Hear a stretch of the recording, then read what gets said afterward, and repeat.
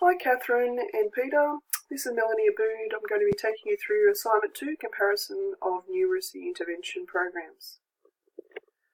So the two programs that I'm going to focus on are QuickSmart and Getting Ready in Numeracy, also known as QRIN. Here's a quick overview of the QuickSmart intervention. QuickSmart was originally developed for Indigenous students in the New England area. It was implemented in 2001. The program worked so well in increasing literacy and numeracy levels of Indigenous students that they tried the program with non-Indigenous students. It is an evidence-based program that is highly supported, well-resourced and built around a professional learning program. This intervention is a theory-based approach to the correction of basic skills in numeracy. There's a small group intervention where students work in pairs with an instructor 3 times a week for 30 minutes each lesson over 30 weeks. It focuses on working on the students' basic academics in order to equip them with the skills required to engage in their regular lesson. This program aims to focus on ensuring that students can quickly use strategies in a smart way.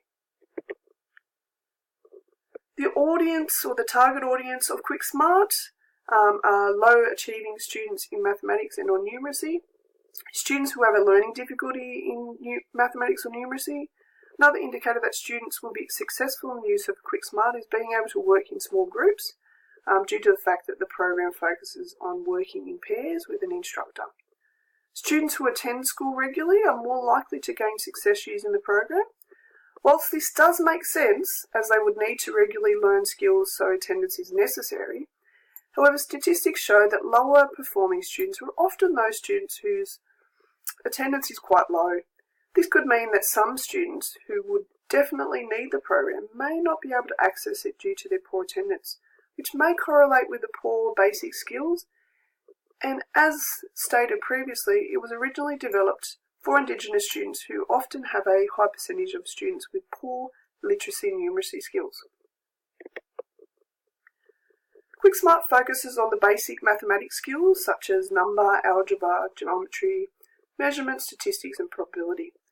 It aims to improve these basic skills so that they become autonomous, which could ultimately improve higher order processes such as problem solving. It is also focused on the withdrawal of the trend of continual poor educational performance for students who have been struggling at school and are trapped in the series of sustained failure. It also aims to increase student accuracy of basic number facts and decrease response times as a means of demonstrating increased automaticity, which means students who can answer accurately within 1.5 to 2 seconds. QuickSmart is taught in pairs using short focused activities. It is spread across 3 30-minute sessions over approximately 30 weeks. The lesson is structured around 6 5-minute components that consist of focus facts, flashcards, speed sheet challenge, AUSCAS assessment, independent worksheets and games. Teaching and learning strategies include explicit strategy instruction, modelling, discussion, questioning and guided and independent practice. I'm going to take you through the lesson format. The focus facts components consist of checking students' knowledge and understanding, particularly focusing on number patterns. This is followed by the flashcard component, which also looks at the number facts previously looked at. Students have a set time of 1 minute to show how many facts they can get right. Thirdly, students will then complete the speed sheet challenge to see how fast they can accurately answer set questions within 2 minutes. The pairs are then split up to perform either the AUSCAS assessment or independent worksheet. So the AUSCAS assessment is a computer-based assessment that tests students' knowledge through a bank of mathematics questions. The independent work is where students complete an independent worksheet as quickly and efficiently as possible. And then finally, students participate in mathematics games that help to consolidate their learning of number facts. Throughout the whole process, all components are followed up with feedback. So the assessment strategies for QuickSmart, students' knowledge, understanding and skills, particularly their accuracy and automaticity, are assessed regularly during the intervention using AUSCAS. These skills are tested prior, during and post-intervention to get an understanding of whether or not they have made improvements. And also the standardised test of the Progressive Achievement Test, so the PAT test, is used to gain a better understanding of students' high-order thinking skills. This too is done prior and post-intervention. The main areas of the K-10 mathematics syllabus that QuickSmart links closely to is the content of number and algebra, specifically whole numbers, addition and subtraction, and multiplication and division. There's a lot of evidence about the efficacy of QuickSmart that show positive outcomes. One particular research done by Graham et al. Around investigating the effects of QuickSmart on students' learning. Whilst the results in the standardised test were still lower than expected, there was noted improvements. Therefore, it is more than likely that this particular program is going to have gains in students' learning than not. However, it is important to understand that it may work in one context, but may not work in a different context. So it should be evaluated regularly to ensure it is getting the intended outcome. Another positive of the program is that students can instantly see their own improvements. It is important to note that withdrawing students from classes within a high school setting can be difficult due to students missing other subjects. This could lead to the student falling behind in other classes and possibly missing important knowledge, understanding and skills within another KLA. It can become difficult for teachers to find rooms to perform programs due to timetable constraints, and also as students get older they become self-conscious of themselves and therefore may not want to show their insecurities to other students.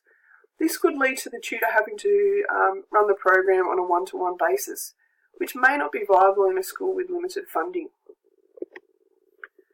So just a quick overview of GRIN. So GRIN was developed by the Faculty of Education at Monash University for schools in 2010. It was developed to support students who were finding math difficult.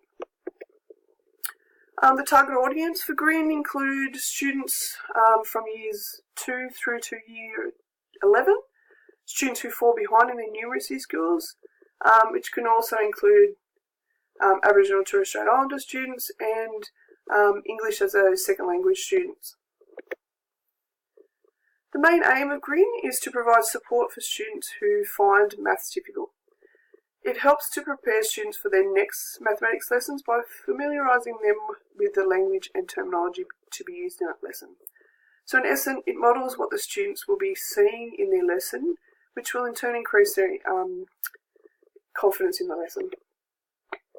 The teacher has to plan their lesson in advance and then communicate this learning and the concepts of the lesson to be taught to the GRIN tutor. If the GRIN tutor is a non-teaching staff member, then they may need additional time and support from the classroom teacher to get their head around the concepts and vocabulary. This could be problematic as classroom teachers are often time poor, as it is, and if they have to not only plan in advance, but set aside additional time to communicate and support the GRIN tutor, they might struggle for time. The sessions that students are withdrawn from are often short, up to about 25 minutes, with a maximum of 3 students and the tutor. The positives of this is that they are only missing out on a short period of time from other learning that may be taking place in the classroom. The downside is that they need to catch up on the learning that they miss. Also, students may not want other students to see them as having difficulties, particularly in high school. In order to ascertain if the program is successful, the following assessments were used. So a standardised testing, which was the Victoria Curriculum and Assessment Authority on-demand test, was used. It is an online test similar to NAPLAN. And this particular test has, in some of the research, has been shown to improve student progress. They also use qualitative data through interviews of the teacher and tutors to ascertain whether it in fact improved participation of these students within the mainstream classroom. And observations were also used to observe the students within the mainstream class to see whether or not they have been participating more. This particular intervention does closely link to almost most of the curriculum, as it's focusing on students understanding the concepts and vocabulary of the mainstream class, mathematics class. Some of the benefits of the program is that it increases their familiarity of the concepts and vocabulary that they will learn in the subsequent class, which in turn will reduce their anxiety and concerns, as well as increase self-confidence. The sessions are short, so that students are more likely to be engaged and will only miss a short period of time from another KLA. Some concerns to do with this intervention is that the research around whether or not the program is effective is inconclusive. The Commonwealth of Australia found that the program had improved the learning of students in mathematics, whereas Myers ETL observed there's minimal evidence to say whether it was an effective program or not. And as per QuickSmart, the logistics would also be of concern in finding a room, if teaching tutor, then finding the time for them to be off class also. So there are a few similarities between the two interventions. The QuickSmart program is run through small sessions, which is similar to the Green program that also runs through smaller sessions. Both programs focus on small group intervention. Green can be used with students who are of Aboriginal and Torres Strait Islander. Likewise, QuickSmart was actually implemented for Aboriginal and Torres Strait Islander students.